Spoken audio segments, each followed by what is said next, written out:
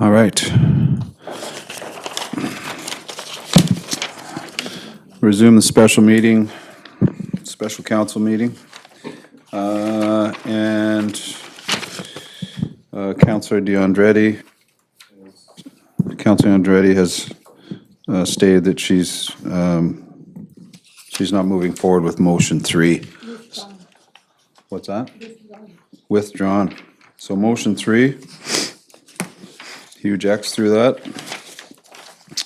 And before we move to, we're gonna move on to the recommendations because we've gone through the report, but Councilor DeAndrade has a few questions for the Director of Planning. Thank you. Thank you. It's kind of amendments, but obviously I would like to run through your mayor. Page 79 of the agenda. It will be quick.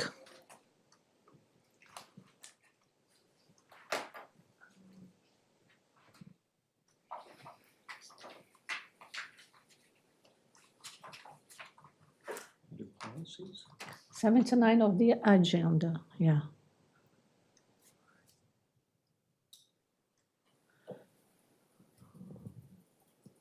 So let me know when you're ready.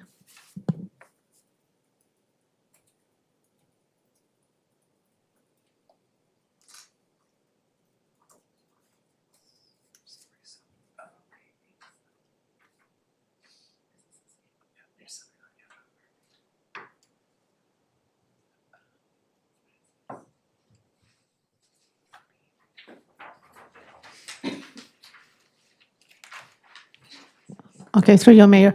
My observation is it's about conservation and open space.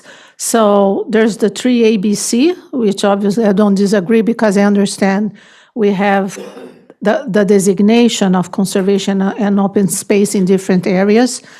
But I think what was lacking here is when we have really conservation needs, like in Gospel Rock or riparian zones. So I would like to add, and obviously this could be edited, but protection and restoration on environmentally sensitive areas and biodiversity conservation. Because that's, I understand this is a goal of this denomination. Is it a D? Yeah, would be a D. Yes, protection and restoration of environmentally sensitive areas and biodiversity conservation. Is that a D or in addition to C?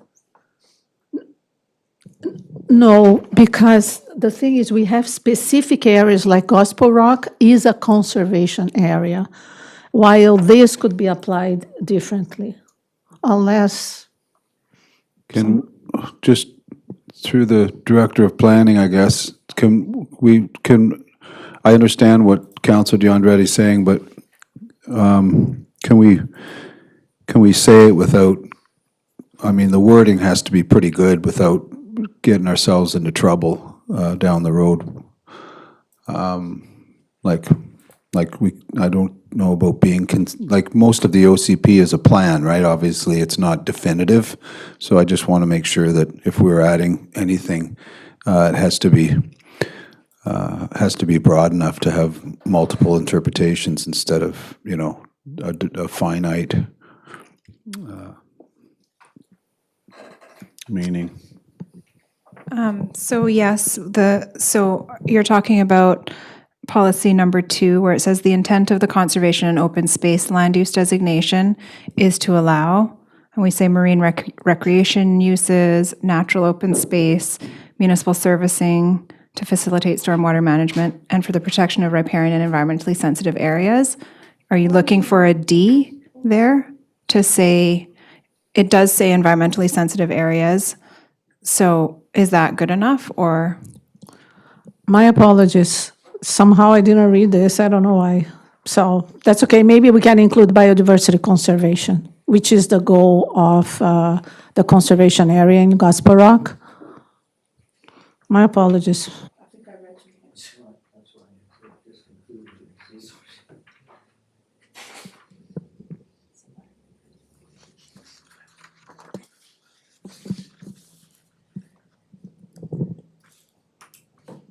Sorry, I'm not understanding. Do you want to change it, or are you good with the way it's written? I think, sorry, through you, Mayor. At this point, sorry, I missed this, it's just to add and biodiversity conservation. After Because environmentally sensitive yeah, areas? because it is a goal, right? It's not only, we can also say restoration, I don't know if it's necessary, but for example, Charman Creek is a good example, what we are doing. It's protecting, restoring. So you want to change it to municipal servicing to facilitate stormwater management and for the protection of riparian and environmentally sensitive areas and biodiversity? Yeah, and biodiversity, yeah, conservation. Okay, that's Or fine. biodiversity, that's fine. Okay.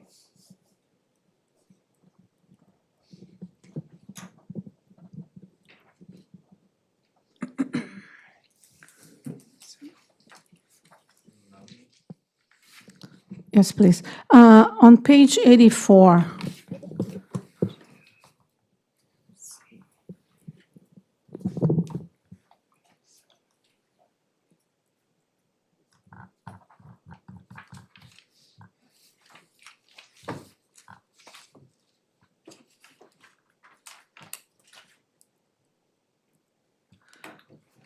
So through you, it's just a question, because it's number 2, support the use of town-owned land and lands designated as civic institutional for the development of market and below-market rental housing. So I thought right away, why we don't have affordable housing? Is it because it's considered below market? But I see affordable as the 30%, which is pretty much subsidized, right? Like the model we have on Shaw Road. So it's just a terminology, but I see below market being maybe 10% is below, while affordable, it's the designation of affordable according CHMC is 30%, right, of whatever you make, your income. So I don't know if it's necessary to have here, but that's what my question. Through the deputy mayor, I would recommend leaving it at below market rental, because below market could be 5%, could be 10%, could be 30%. And because this is the OCP, it's the higher visionary document, you want more flexibility in how it's applied when you're looking at zoning and housing agreements.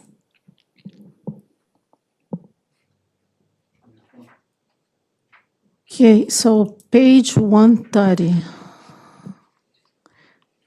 which is form and character, it's the general guidelines. So I noticed that in certain, certain designations, the MURA or the other one, but as a general guideline, you don't have the buildings shall be sited and designed to preserve key public views of the ocean, Mount Elphinstone, and coast mountains, and provide view corridors between buildings or through varied roof lines in larger developments. Is it possible to have this, but referring in general? Because I don't know what you consider larger. It's 4 stories, high, like a medium density, as we discussed today, consider larger? I was happy to see this. That's why I'm also withdrawing the motion that I did, because I'm concerned with visual impacts as well. But because of the word larger, is it considered with middle density? Sorry, I'm not following what policy you're looking at. Is it page 130 Okay, this of the policy is agenda? on page 142. Oh, okay. Sorry. 132. What number? Oh, I have to go there. Is it 2? Number 8, buildings shall be sited and designated to preserve key public view corridors. But my question is it possible to have this as a general guideline? And I don't know if you need to take the word larger, because I think it's important that in a 4-story development. It's not larger though. That's why, want to take larger out. no, I don't want. I think it's just, is it considered larger a 4-story? And if it is, I'm fine. Then it should be in the general guideline. So I would understand it. It's number 8 on 142.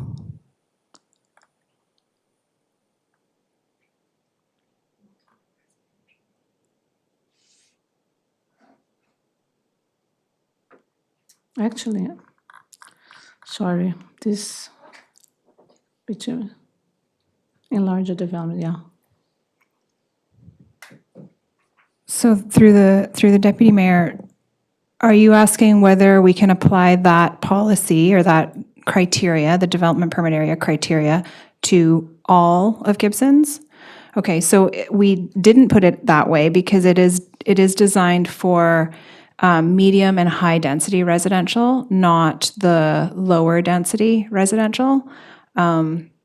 So that's how it's designed. But if you wanted to apply it, it would apply to the landing as well.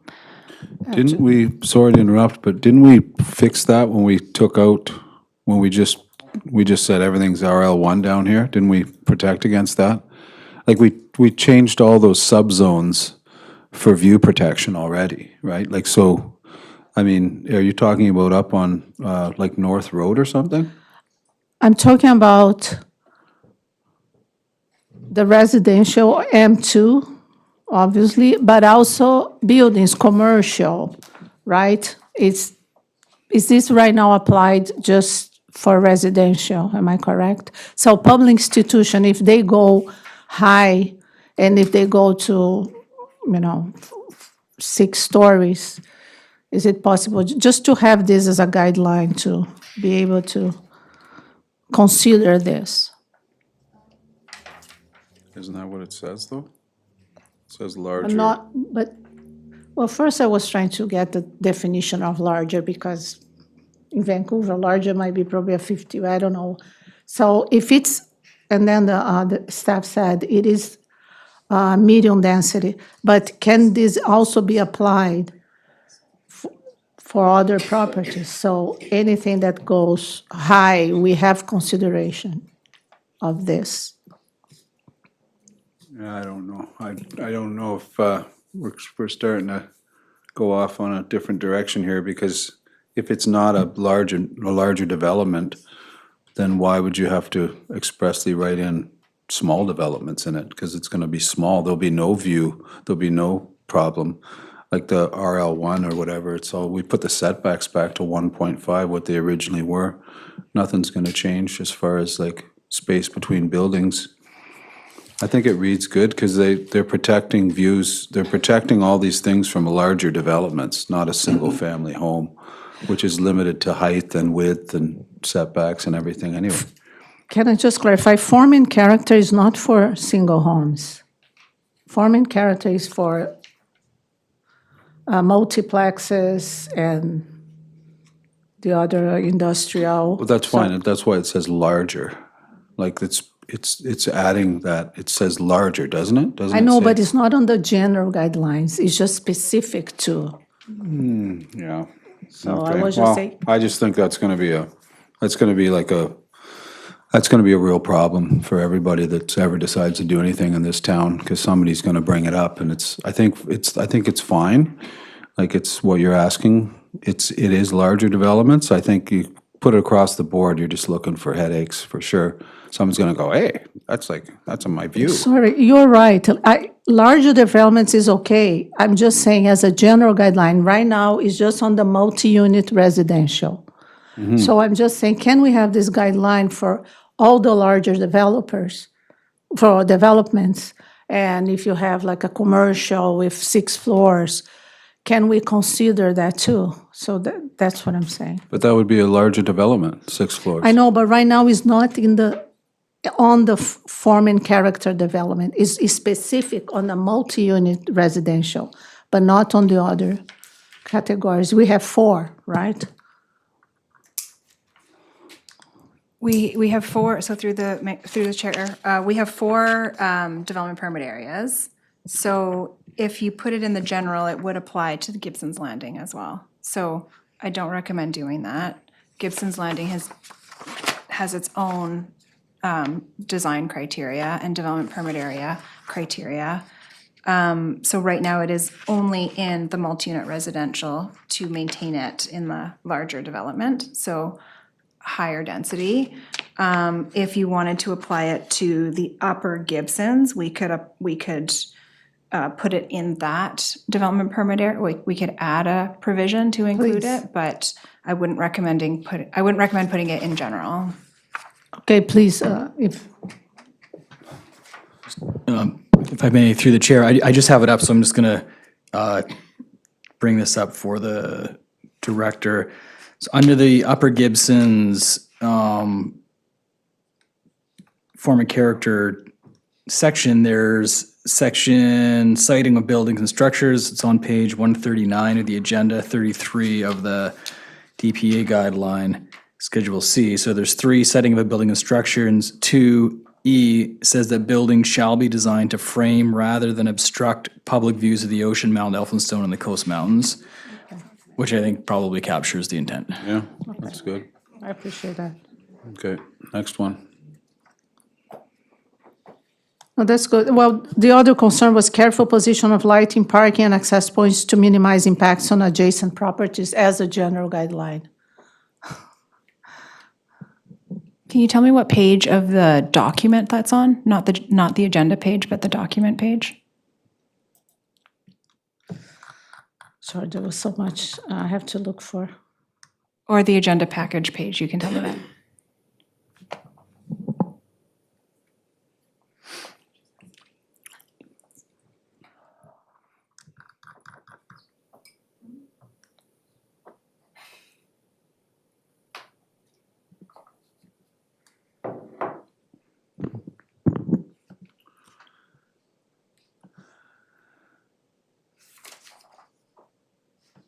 Sorry, I'm not finding, I didn't create this sentence. I just found in one of them, but I thought as a general guideline would be useful. Careful position of lighting, parking, and access points to minimize impacts on adjacent properties.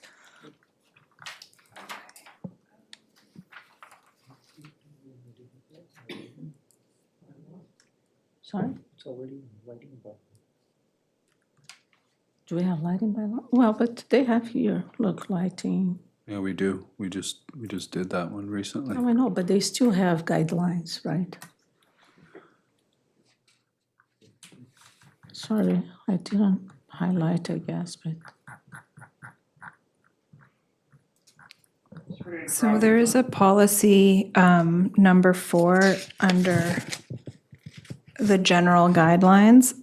Site design, including site plans, elevation plans, landscape plans, must identify proposed transitions from facade to public realm and address the needs of walkers, transit patrons, cyclists, and people with various mobility needs, including appropriate screening and/or buffering of buildings and parking areas from neighboring uses, active travel circulation features, and direct, convenient, and accessible connections between building entrance and neighboring pedestrian pathways.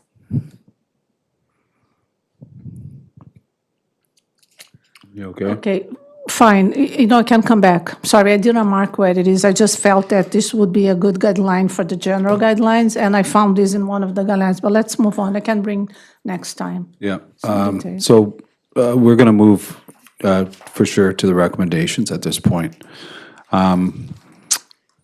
Is everybody pretty clear on the recommendations? And any alternatives? I guess the alternatives are just option 1 and option 2, right? As far as the recommendations go, right? Yeah, so they would be 1 through 7 is needed, and then Yeah. for And 8. subject 2 is just the notices of motion we made today. That's So right. that's what that is, okay? And it Yeah. goes down to 7, which is great. And then we have to choose option 1 or 2, which I think, do you want to move? Do you want to Does somebody want to move the recommendations with one of these options? Hopefully two. I don't want to influence you, but do you want to, you move it? One with, yeah, he's moving all the recommendations with option two. Do I have a seconder? Seconder, Counselor Thompson. Any discussion? No, I'll put it to vote then. All in favor? All right, so that's it. Here we go. Yeah, look at that. Not bad. Appreciate it. Thank you. Kind of like, I feel like it's like OJ's glove, you know? It's like you just try to get it in there, you know? Just, no, yeah, so, but we got through it. That's great. All right, what else is this? Let's see what this agenda says. I lost my agenda. Next meeting. Next regular meeting of council, Tuesday, December the 2nd, 2025 at 3:30. Adjourn. Moved by Councillor Kroll, seconded by Councillor DeAndretti. All in favor? Awesome. All right.